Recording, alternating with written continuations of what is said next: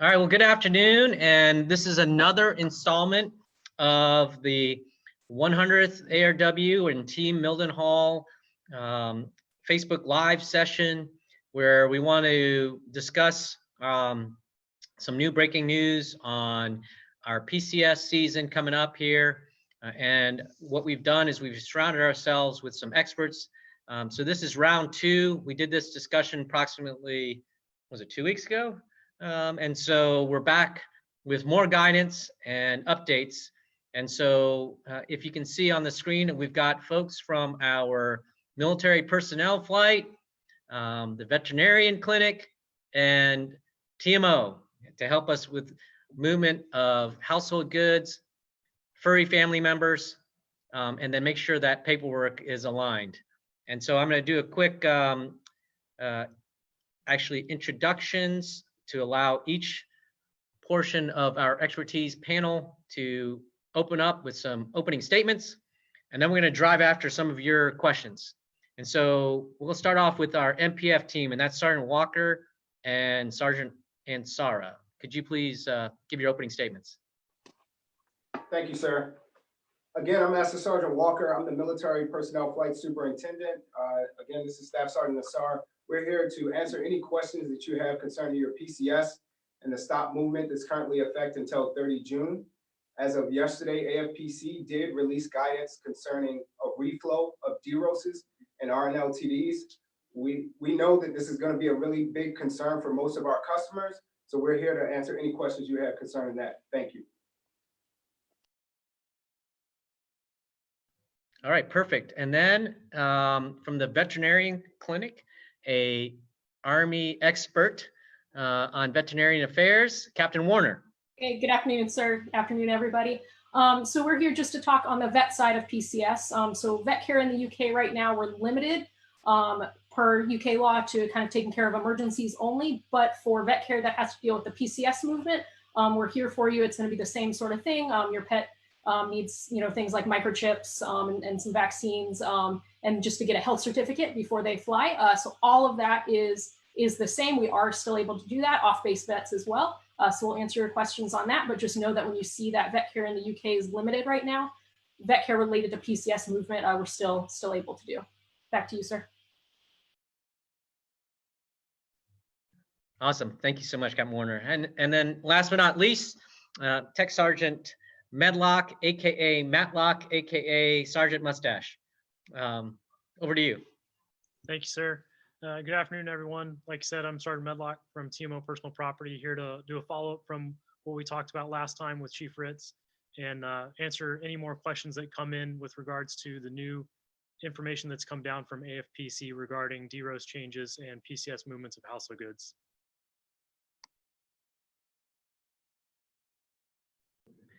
Okay, awesome. And we're going to have, of course, I think what we've seen already are starting to stream some questions. We did receive some questions earlier prior to this session starting. And so one of the questions that we got in our Facebook stream was, let's see here, and this is going to be kind of directed towards, directed towards TMO. And it says, will there be any discussion or guidance on local moves from off base to on? We've had our move canceled 3 times and we had an approved medical hardship. We are now facing many issues accessing our daughter's therapy sessions as well. So what say you, Sergeant Medlock? I believe they've already got approval to come on base. Yes, sir. And that approval probably came from the housing office. Right now, we're still working under limited capacity with the local UK agents that are abiding by the UK lockdown and host nation guidance. We're working through some of those issues, but if we move towards completing these local moves, that's going to take away capacity from the international moves and PCSs that we're trying to get outbound with the ETPs and retirees and separatees right now. That being said, with a medical hardship scenario or personal hardship of that kind, if there's documentation and we can vet that, we'll definitely approve that exemption to get that underway for the member.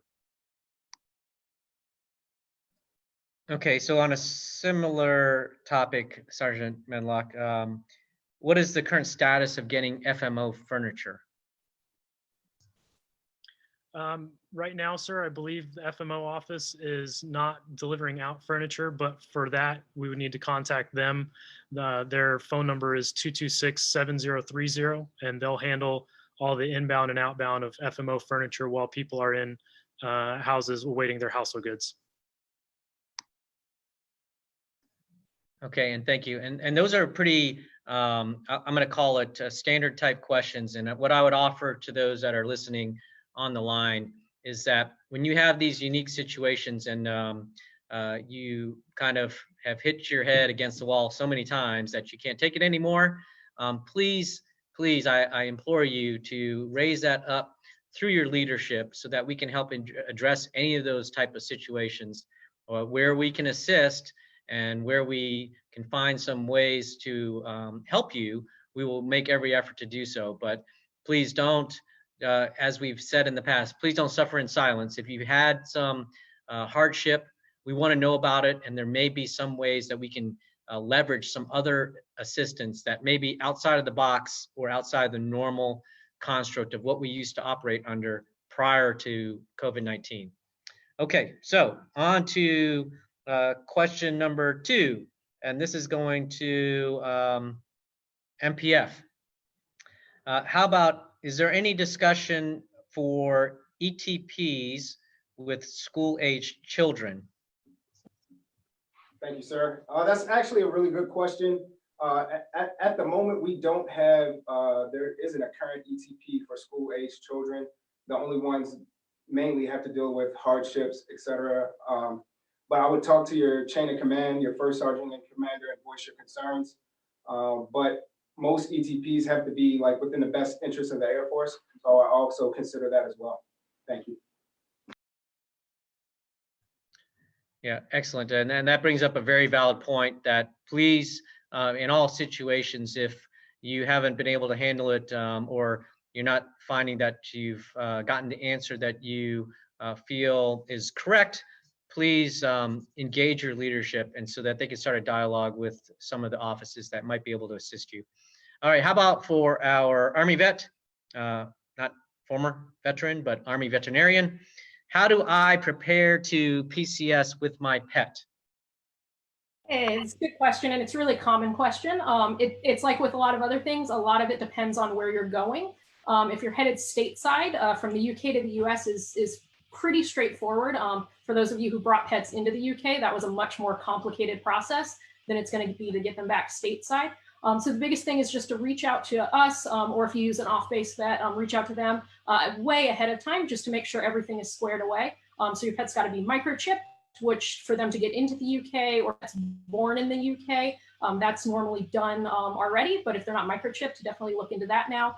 Rabies vaccines are a thing that you can get from the UK back to the US to most places actually without one. We still absolutely recommend it. But if you're in a position where you're supposed to PCS really soon and your pet is overdue on rabies or has never had one, reach out to us. But there are some circumstances where we will advise it's okay to kind of move forward with that. Not yet up to date, but whenever possible, we'll update that for you guys.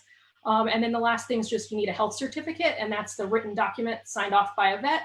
It's good to get back to the States. You've got 10 days from when it starts. So they need to land at their final destination within 10 days. And that's something we'll do on base, off base as well, is able to write those health certificates right now. Where it gets a little trickier is if you're going to, a location outside of the continental United States, so like Hawaii, Japan. Those are places that are a little bit trickier. They have a little bit more of a time preparation. So definitely, as soon as you hear that you're headed somewhere, just reach out to your vet. You can also check the USDA pet travel website, and you'll kind of see good resources for what you need to prep for them. So it really depends on where you're headed. But the good news is that COVID hasn't actually changed any of the logistics with traveling with your pet. It's just things are more they're happening with social distancing and all of that, but the same documents are happening, the same prep is happening. Back to you, sir. Okay, thank you so much. That was a great answer. I'm really curious on the microchip piece. I presume that doesn't hurt. And so, okay. How about for our, let's see, it looks like our MPF. So how about for the MPF team? What is the course of action for mill-to-mill couples where one is separating from active duty and the remaining member who has the same DROS? Would the members be extended or remain the same? Thank you, sir.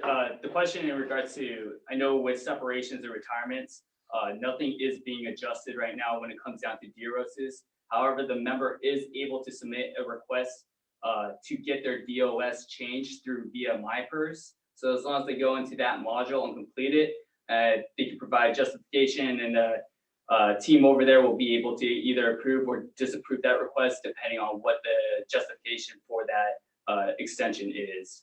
But as of right now, basically for all people that are separating and retiring, everyone's just gonna go ahead and process as normal because they do fall under that current exemption. So. Yeah, and I think just with anything, use of discretion here, there may be scenarios or situations, I don't know this this individual's circumstances, but I would say that maybe in some cases, if you are trying to fall under the exemption, that means you would be departing on a time of your choosing, i.e. you are supposed to be getting out at that certain date. If that's in advance of your other military spouse, then I think family preference falls into line here.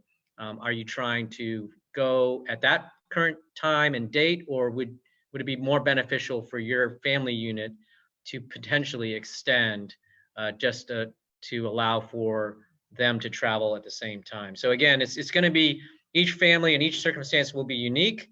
I recommend you review those options internally to your family unit and then come back to the MPF to clarify if you don't feel you have the most or the best understanding of what your situation involves. Okay, so let's see. The questions are definitely pouring in. How about for TMO? Can you explain what squadron commanders can approve prior to ETP for person movement, i.e., what can they approve in the realm of vehicles and household goods? Yes, sir. So in the latest guidance that we got from our headquarters, the 008 Delta, it explains that in certain circumstances, squadron commanders and first sergeants can approve local level ETPs for certain circumstances, which is up to their discretion, but it does give us some examples, includes but is not limited to expired lease, home sale, termination of housing, and financial hardship. So if any of those situations apply and there's no recourse for the member to delay their departure from housing, or the landlords got new tenants that are supposed to move in, we can allow the squadron commander to approve those ETPs or the first sergeant. However, the caveat to that is that will work for moving their household goods, but it does not apply to booking their tickets or out processing with MPF. That's strictly for the household goods shipments. Correct, and it will work with the VPC as well to ship your cars. Yes. Now, right, and then just as a reminder, I believe the TMO office did a broadcast message that actually provided a template and sort of things that must be put into that ETP that is signed off by either the squadron commander or the first sergeant, so that you will not be turned away at any of those locations, particularly VPC. So make sure that you follow the template that was provided by the TMO office. Okay, let's see here. It says, how about MPF? When can we expect to see the DROS change? I know that's kind of an open-ended question, but hopefully you have a good idea on what we're talking about here. Yes, sir. Thank you. All DROSs, according to AFPC guidance that was pushed yesterday, will be updated no later than 12 May. We verified with a few individuals in our flight, and some of our DROSs have already changed. Excellent. And I think just like anything else, if it feels like the information flow isn't coming, And then if you haven't seen the effect take place after, say, let's give ourselves a day or two, 13th, 14th May, I would encourage you to reach out to your local MPF, whether it be here, of your owning organization, whether it be here or at the 48th, because there's sometimes we get 48th members on the line here. Okay, let's see here. Okay, let's see, and we're going to go to TMO. Is there any discussion of increasing weight limits and/or item allowance for unaccompanied baggage to help offset possible delays in household goods from Conus to Conus?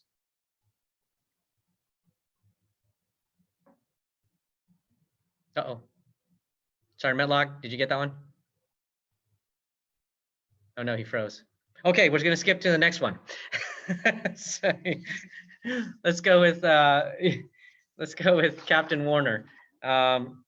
What airlines can I fly with my pet under the current restrictions? Do you know? Yes, sir. So current restrictions, as of today, and of course with everything, it's still changing day to day. But right now it is just British Airways that's flying back and forth.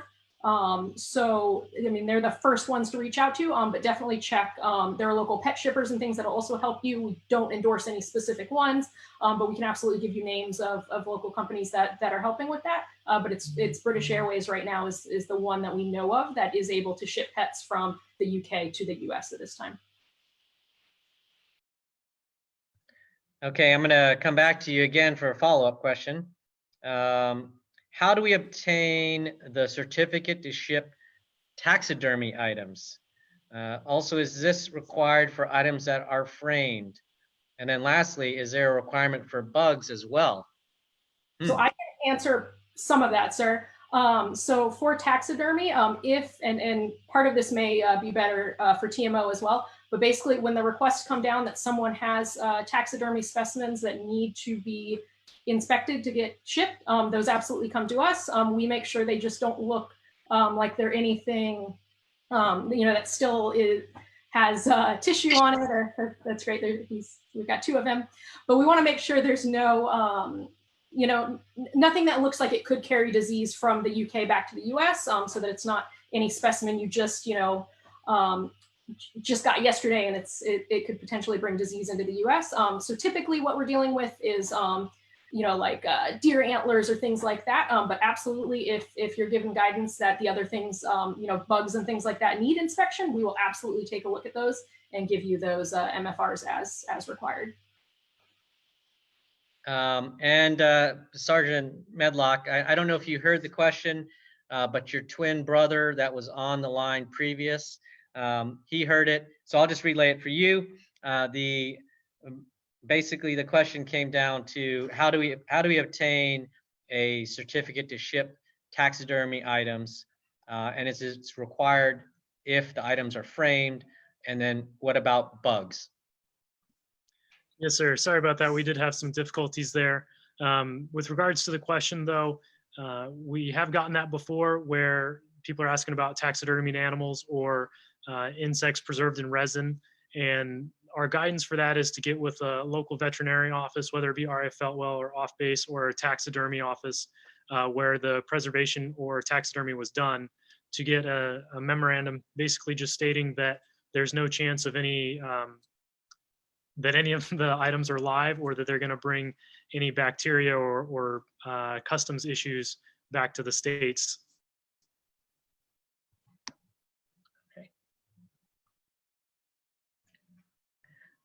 Okay, perfect. Let's see here. All right. Have there already been, I'm coming back to you since we had a slight technical difficulty, but have there already been talks with local contractors about resuming normal operations to get household goods shipped? I understand there's a bottleneck in capacity right now. Yes, sir. So the issue with that is not necessarily the bottleneck of capacity at the moment, but the UK lockdown is still going on, and host nation laws supersede any guidance that we get from headquarters or anything like that. So until the UK loosens its restrictions on the working capabilities of the companies that we use, there's going to continue to be an issue with how many personnel or employees that they bring back to work. So until we see more guidance on that, we're going to continue to engage with the local agents to gauge what their capacity is. But for the time being, with the limited crews that they have, we're doing what we can. We expect more guidance after this weekend when the Prime Minister expands on what the UK plan is for the lockdown. Yeah, that's a very valid point, Sergeant Medlock. We, not only are the household goods and other areas affected by the UK guidance, but we also are impacted on our daily activities. And so very valid. And we are expecting some updates throughout potentially this weekend, and then another review probably a couple weeks after that. And as we get that guidance from the UK, we absolutely kind of resolve any issues and interact with between us and the 48 to make sure that we're in lockstep with protecting our force and still executing our mission. So thank you. Okay, we're over to, all right, this looks like an MPF question. What is the priority of personnel PCSing? How will support agencies rack and stack? So, sir, the priority is all based 1 through 6. So anyone that is in the priority levels of 1 through 6, none of their DROSs or RNLTDs will be adjusted because they are exempt from that policy. There are priority levels 7 and 8 that will have their RNLTDs and DROSs changed, as well as priority 9s. So it's just dependent on what priority level they fall under. Is going to determine whether their report dates or their DROSs change. And like a good example is people that are going on short tours. So people that are going to Incirlik Air Base, Korea, Osan, Kusan, any of those types of places will fall under the exemption level, and that's why they're at a higher priority. Okay, awesome. So before you froze, Sergeant Medlock, we had the question come in, and it was, is there any discussion of increasing weight limits and/or item allowance for unaccompanied baggage to help offset possible delays in household goods from Conus to Conus?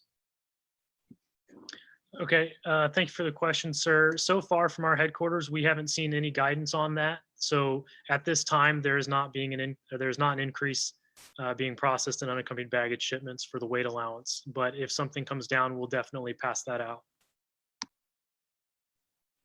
Excellent, thank you. Let's see here. Okay, for the MPF, what is the difference between an ETP and an in lieu of letter? Thank you, sir. The ETP is an exception to policy for travel if you're traveling before the stop movement concludes, which is 30 June, unless you fall under an exemption. The memo in lieu of is basically, instead of us creating you an Air Force Form 973, we will use that form to do the amendment instead. So we create that here. All of our CSSs have a copy of it. They'll help the customers fill it out, and then it will come to our career development section, and the section chief here will sign off on it when it's time to proceed. Thank you. Perfect. Okay, how about for our veterinarian? I think what we can see is there any word that you have on U.S. air carriers removing pet embargoes so there are more flight options? It is very limited right now and expensive. So unfortunately, right now, we don't have any word on those being lifted. It all just, it's going with UK law, US law, and a lot of the planes that used to fly that these pets would be on just aren't flying right now. So it's kind of a day-by-day thing. Definitely, keep checking back, and we'll post if we hear more. If you guys aren't already following the RAF Feltwell Veterinary Treatment Facility on Facebook, that's the best place to follow our updates. We're posting as our services change and just different things as they come out. So definitely follow there. But no, unfortunately, right now, all we're tracking is the one airline that's able to fly from the UK to the US right now. Okay, and that sounds good. Thank you. let's see here. I guess this may be a question for me. Let's see. Are members expected to quarantine both on this side prior to departing and upon arrival to their new duty station? And so here the optimal logic behind quarantining. And so by and large, most people will fall under a quarantine process when you arrive at your new station, because even if you quarantined here per se, let me give you an example. If you quarantine here for 14 days, there is not a good way to protect you in that transit time, because you more than likely will transit through maybe public transportation or through an airport. And then certainly on an airline, there's no protection there. And so when you get to your new home station, there's no guarantee that you would remain potentially free of a virus. And so the recommendation by and large is, and the ongoing assumption is, that you will enter into a quarantine when you get to your new duty station. So that primarily is the way it goes. The only probable exceptions are if you were to pre-quarantine here and then you potentially went on a Mil-Air flight direct to your next duty station. That may be a possible exception. But by and large, I think in general, it's going to be the gaining unit having to accept you on the 14-day quarantine period. The other additional factor that weighs into this is that if you are not showing symptoms, and depending on the organization, within a 7 to 10 day time frame, you can petition to come off of quarantine with that owning commander. So that is also another option. All right, so let's see. The next question is going to go to our MPF dynamic duo. Will short tours with a report no later than date, or DROS, in June have their date, it says loved, but I think it meant to be moved, as they are priority 3? Sir, that's a great question. So for short tours, none of the RNLTDs or DROSs will be adjusted since they are marked as a priority. So they will continue to out process as they normally would, because they do fall under that exemption.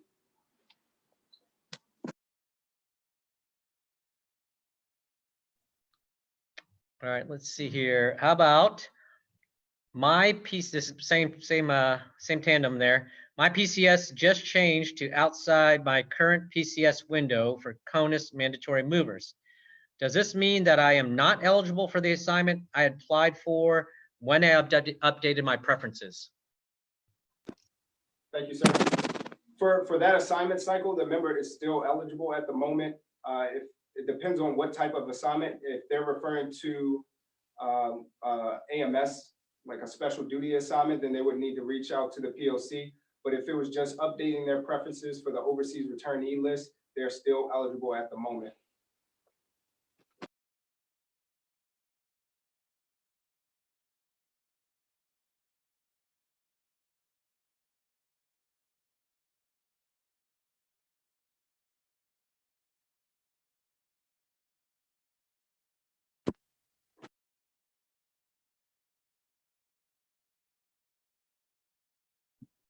Sir, you're still muted.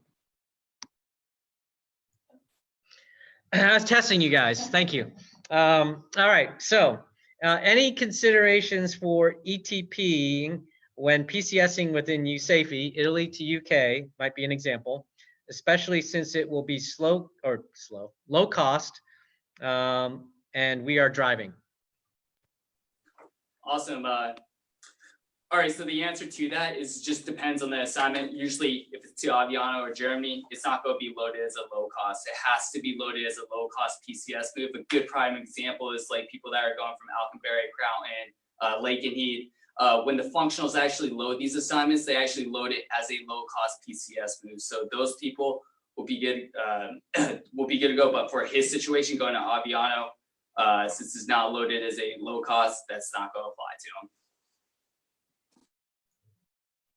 Yeah, that makes sense. I guess maybe the follow-on question would be is, what if, and this probably is towards TMO as well, what if that member decided to do a Diddy move?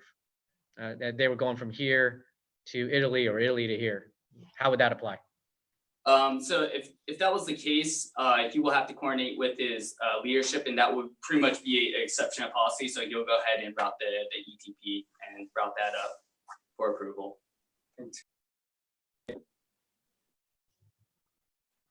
Okay, perfect.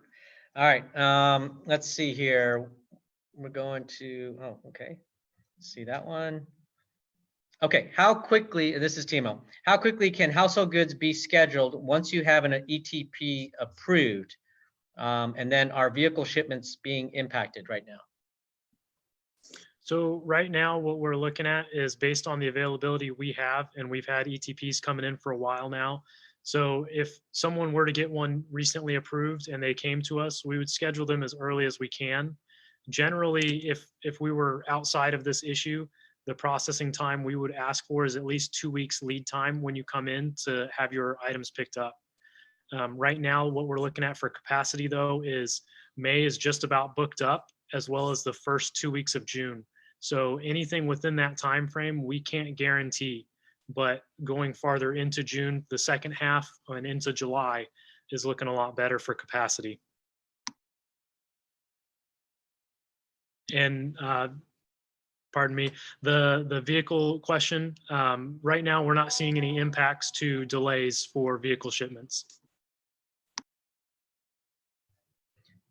All right, thank you. And now, Captain Warner, how about my off-base vet is only seeing emergencies right now. Where can I schedule routine veterinary care?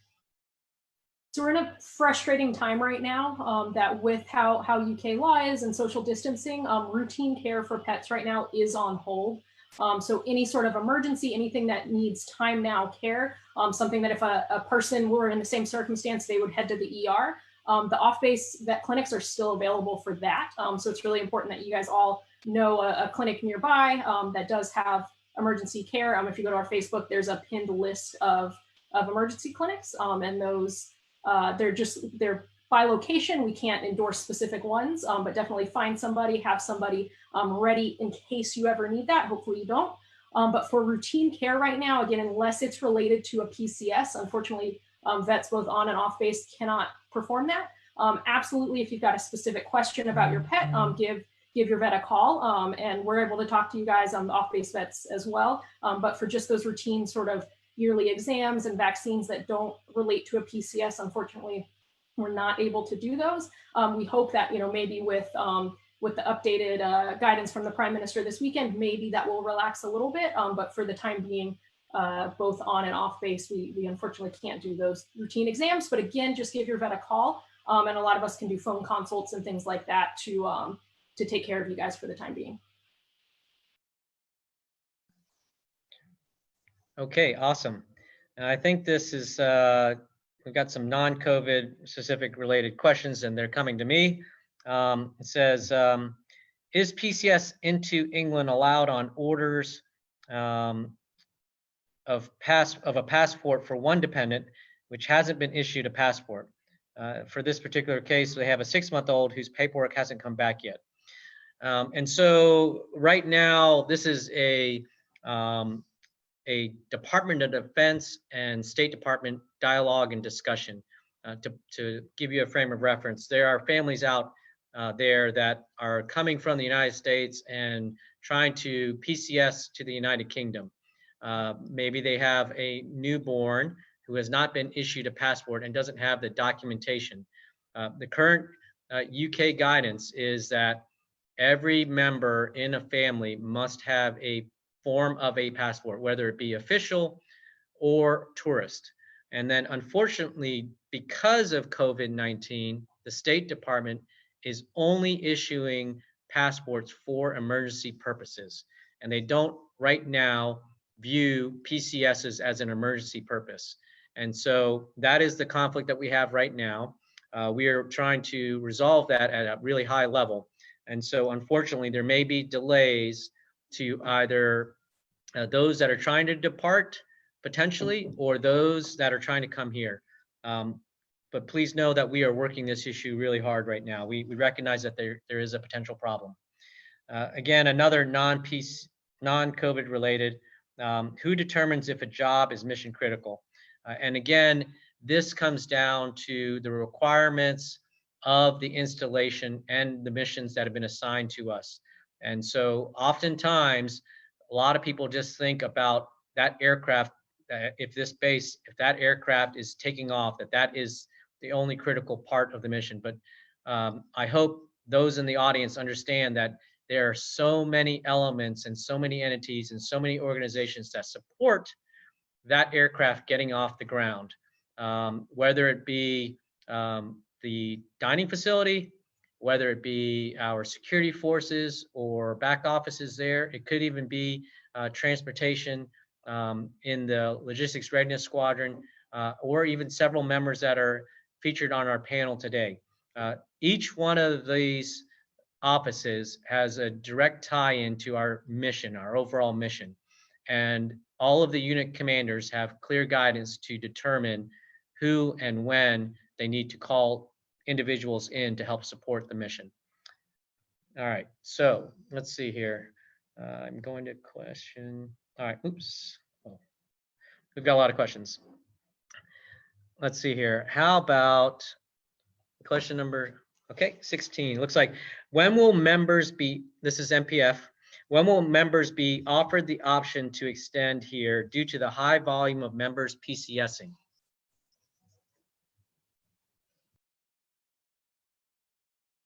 Thank you, sir. The option is available right now. They have to coordinate with their unit commander, and basically it'll be a DEROS extension memo signed by the unit commander. If they already have an assignment, they need to coordinate with their gaining unit as well, because that can complicate things, and if they expect you to be there by a certain date. So the process is, we've already processed a few of them so far. Unit commander concurred, and we sent it to AFPC, and a few of them came back approved already. Awesome. I'm going to come right back to you. My husband was selected for a DSD MTI, and we were waiting for both our assignments, we're mill to mill, to get loaded. With the DEROS changes, will he lose his DSD assignment? Sir, that's a great question. Since he is going through a DSD position and he's going to be an MTI, he does fall under that exemption. So just like the person that fell under the exemption for the short tours, he's still under that umbrella. So he's able to PCS and he won't lose his assignment. That's right. That's perfect. Okay. This might be a TMO and MPF combined answer for the following question. I have a Ministry of Foreign Affairs letter from Japan, which is authorizing me to travel there. Why would we be required to fly to Seattle and then proceed to Japan via Patriot Express instead of flying Heathrow to Tokyo direct? Sir, I think that's mostly a TMO question, and I can answer that. The reason we require the use of the Patriot Express is because we actually contract out those airplanes. And so whether or not every seat is filled, we're paying for every seat. And so to divert personnel on a commercial flight, we would be paying extra, and it would cost the government more overall because we're not using what we've already contracted.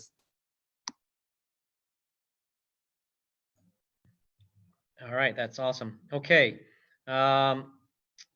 Let's see. This looks like it's going to be TMO again. Can we get clarification on why an ETP for moving household goods before 1 July will be required for people in category 1 through 6 whose DEROS will not change and will still depart until July as originally slated when the assignment was loaded? That's a good question, sir.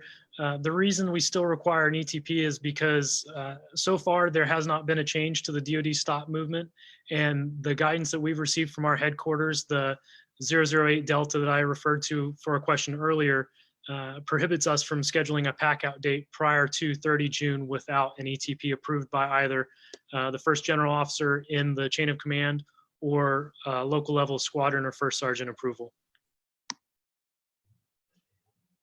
Yep, that's a great answer. Let's see. How about next question? Has the guidance been received for members who have CADM requirements that have not been met prior to departure? Yes, MPF. sir. Yes, sir. We do have guidance on that. The applicable, like the MAGCOM's, PACAF and USAFE looked at all of their requirements. That will fall under the PPC code requirements for each assignment. The MAGCOM's already identified all of the ones that they're going to waive. So if you can reach out, if this member can reach out to their assignments counselor and they can let them know for which one, if it's waived or not. It's perfect. Great question and great answer. All right, let's see here. It looks like another MPF question. If I already completed my out-processing checklist and my DROS got pushed, will I need to re-accomplish the checklist steps? Oh, so the answer to that, sir, is no, they're not gonna have to re-accomplish it. However, we can adjust the departure date on the BOP checklist, but they shouldn't have any issues. So the answer is no. Okay. We're getting, I think because we started asking you questions, we're just going to do rapid fire here. Our DROS is February 2021. Any idea if our report no later than date for our next space will be delayed once those orders drop? Good question, sir. For February of next year, those DROSs are not effective as of yet. The prioritization for the DROSs for December is pushed out, could be pushed out to 1 or 2 months. But as far as February of next year, those DROSs are not affected at this time.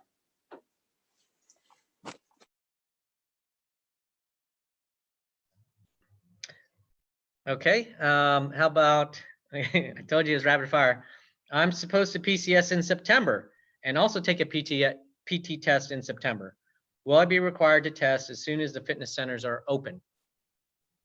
So I do want to defer that question more towards the fact, but the PT requirement is still there. So that PT test has to be current 42 days after that report date. But that's still more to hear. I know the FAC has more information on when they're retesting their members. Yeah, I tend to agree with you here. You know, under the current guidance, that's not an issue, but I would tell you that it's getting looked at about every day, and then they try to update policies on the weekly to biweekly timeline. And so right now, PT tests are currently exempt, or you're standing on an exemption, but by September that could change. So stay tuned. Okay. All right. How about for Captain Warner? How can my pet get COVID-19? That's a really good question. And you guys have probably seen some articles floating around on, you know, pets being positive for coronavirus. There's just been just a few cases where there's an individual who they themselves have COVID-19, and then their pet shows some minor respiratory signs and does show positive on a COVID test, but there's no cases of the actual, you know, any sort of domestic animal, pet, anything like that, transmitting COVID then back to a person. So there's no concerns at this time, as far as we know, of any animals being able to, you know, your pet animals being able to transmit COVID back to you. But for anybody who they themselves is COVID positive, we just recommend that they behave the same way they would with other people. So just that social distancing. You know, if you're sick with COVID yourself, have somebody else in the family be the one who, you know, takes the dog out for a walk and feeds them and things like that, in the same way you wouldn't have close interactions with other people. But no, there's no concerns that we know about all that your pet itself can transmit COVID to people.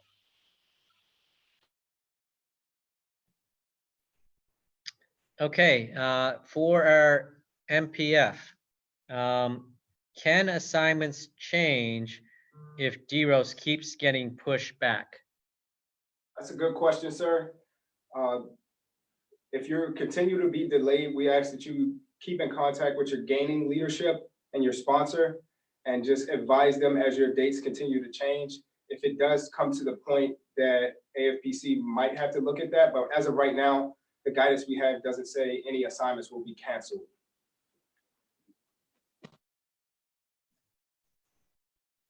Okay. How about for TMO? If my household goods and unaccompanied bags are picked up, will they actually be transported to destination, or will they be held here in the UK in storage until the stop movement is lifted on 30 June 2020? Sir, the answer to that right now, if you have an ETP or an exemption from the stop movement and your stuff is picked up, we are not holding it here in storage in the UK. It is continuing on to destination. And when it arrives, if you're not able to get there in time, you're allotted the normal 90 days of temporary storage at government expense. And if you're further delayed beyond the 90 days, if your stuff has already been shipped and you've been affected by this, they should be continuing to extend the 90-day storage until you're able to arrive, because the delay is through no fault of your own. Okay, I think this is going to be for the MPF. I might be able to add some clarity as well. If a member is departing after June 30th, under current guidance, would leave en route for PCS be permitted? Also, will local leave restrictions be expanded after May 11th when the UK lockdown ends? So to answer the first part of the question, sir, yes, because after 30 June, the stop movement will be lifted. So when it comes down leave and route and that type of stuff, that will be authorized unless we hear from Headquarters Air Force from AFPC for that. When it comes down to local leave, for the second part of the question, that's going to be really dependent on the country, on whether they're going to go ahead and continue the lockdown. So that's going to be, I would say that's going to be dependent on where the member is stationed when it comes down to local leave. Right. And let me contribute to that, add another layer of clarity, I hope, is that both myself and Colonel Marshall over at the 48th, in conjunction with support from the public health and medical group, we carefully determine how we are going to potentially work the local leave restrictions that we currently have in place. And so we collectively meet on Mondays to discuss these potential opportunities that may come. And like I said earlier, once we hear from the UK government, we tend to be almost equally aligned with the UK guidance. However, in some cases, or in often cases, we tend to be a little bit more restrictive because we're really trying to make sure that we protect our most valuable resource, which is you and your families. And so I know that kind of runs counter to, hey, if the UK government is going to totally lift restrictions, what does that mean for us? Do we follow in line with them? Sometimes we try to the max extent possible, but we also have to protect our valuable mission. So there will be communication when we start receiving the guidance from the UK. We will analyze it and see how it best fits both of our missions at both bases. All right, let's see. Okay, next question is going to the MPF. What happens if my DROS gets extended and now we don't have enough retainability? Another good question, sir. Retainability for Conus to Conus assignment is still required, but if your PCS and Conus back stateside, it's been waived, and Conus to Conus as well has been waived. But if you do have a Conus to Conus move, retainability is still required. This is going to require some members that recently got retainability to get it again. So I know that's going to be difficult and a frustrating process, but unfortunately, that's the guidance we received. Okay, thank you. And I think this will go to TMO. Any talks of allowing families to use Mill Air for PCS since commercial carriers are backed up? It's a good question, sir. Our PACS team is monitoring that. What we're looking at right now is a few possible test cases, but the long-term viability of that option is still something that we have to evaluate, because we're seeing a lack of infrequency of flights through the AMC terminal, as well as those are subject to change at a moment's notice because they are mostly dedicated to mission essential ops for the Air Force. So if the plane has to be diverted even midair, you could be going to New Hampshire 1 minute and Japan the next. So we're continuing to evaluate that option, but long-term viability right now, we still haven't made a decision on. Yep, that checks. I won't say that I've been on a Space A that was headed to Hawaii and we ended up somewhere else. Okay, let's see here. Okay, number 29. All right, so this is, can individuals still PCS to Milton Hall from Conus with an ETP? Will they have access to lodging, house hunting, et cetera, when they arrive? And I believe that's Sergeant Medlock, and that might be me as well. Right now, sir, we don't have any guidance on that. We're not controlling inbound shipments or PCSs from the states. I think that's something that's going to come more from MPF than TMO. Yeah. So as of right now, yes, we are taking ETPs from members that do have an approved one coming from the Conus. They'll go ahead and process with their unit, and they'll coordinate with their unit on what their local policy is. The house hunt and stuff with the leave, it kind of goes back to what's authorized at that specific location. Yeah, and then for those that are maybe helping with the messaging, if you're a sponsor for families that are PCSing into the UK, I just would recommend that one, those inbound personnel and certainly the sponsors need to have direct dialogue and communication on their plans.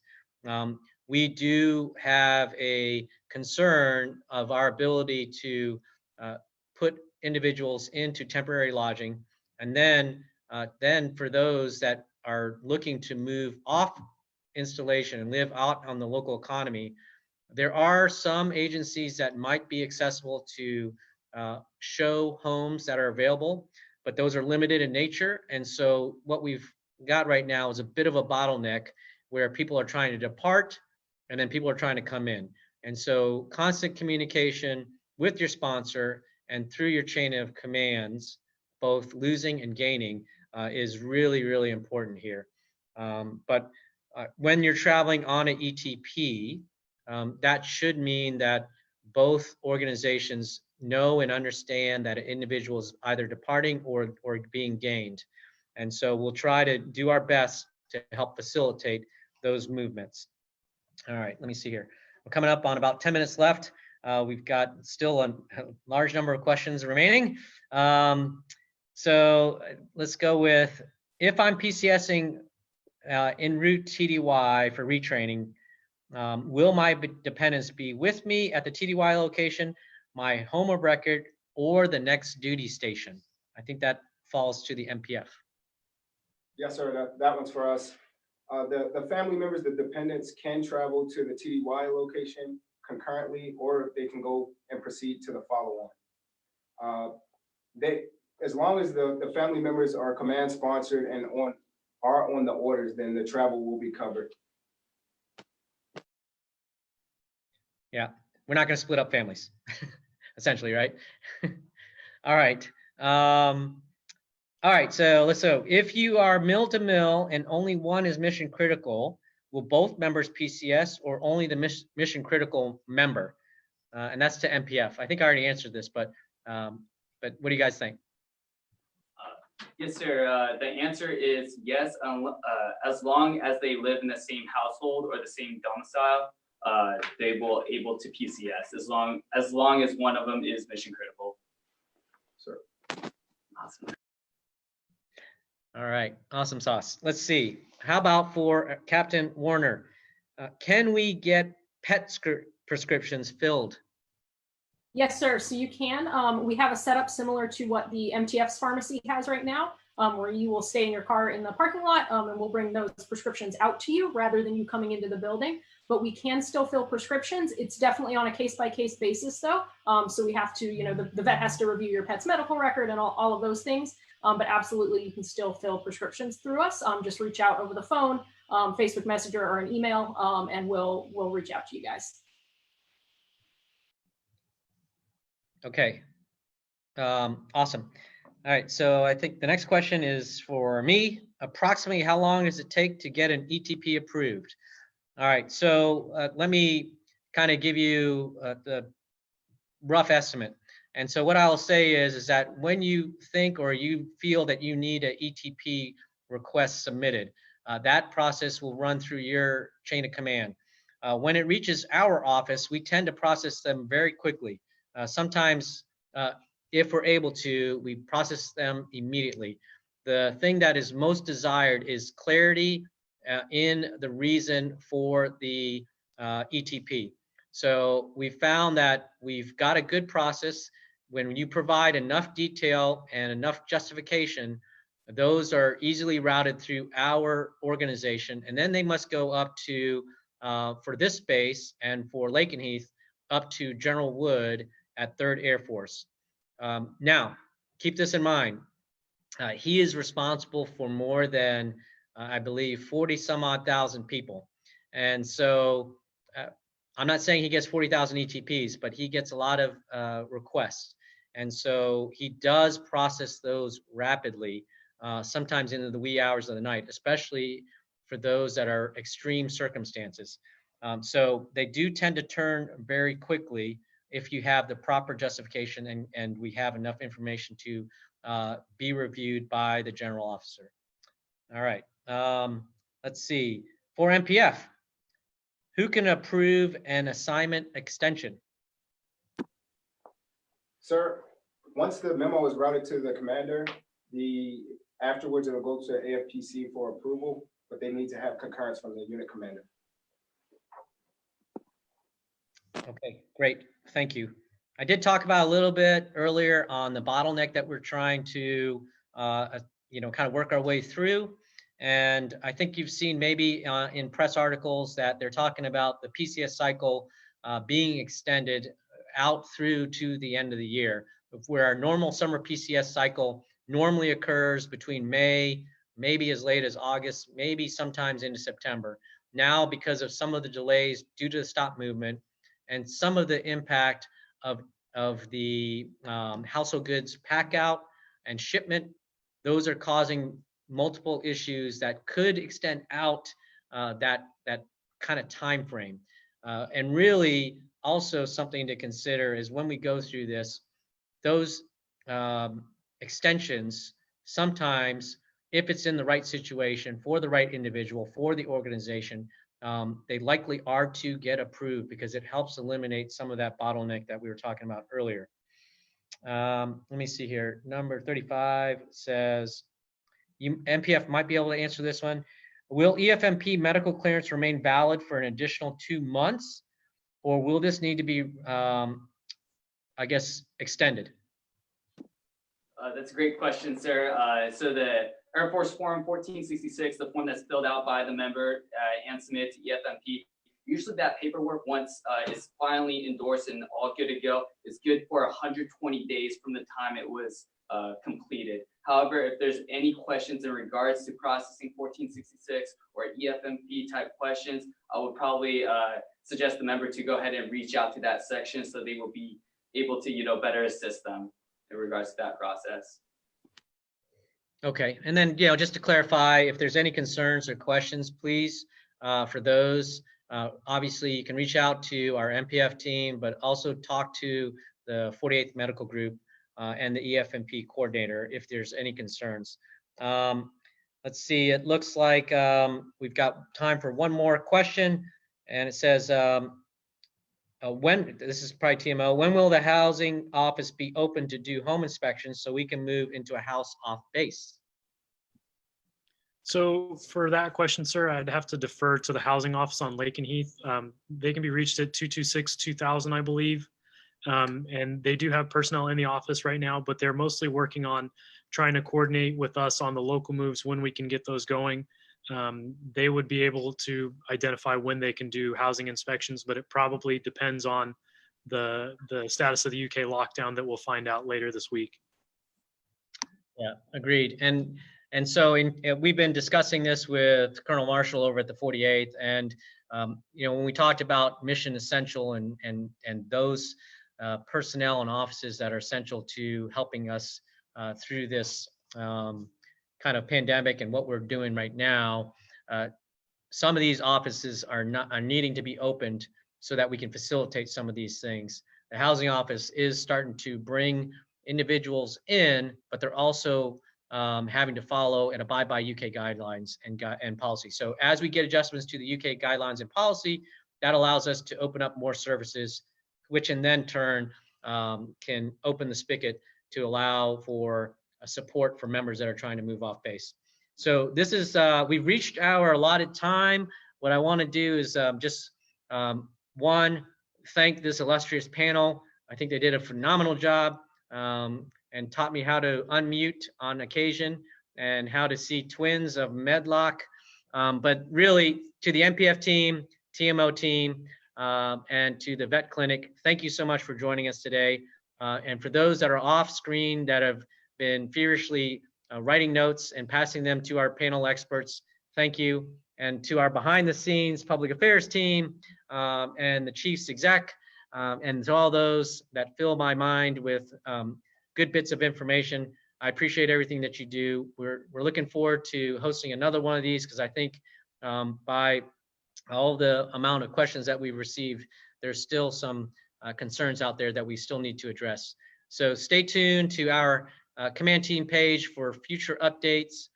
Please stay connected with your chains of command. If you need immediate answers to your questions, they will address those as best as they can. If not, they will up channel them to the leadership team that you see right now and off camera. And then, as always, please stay safe. It's beautiful out there. Happy Friday.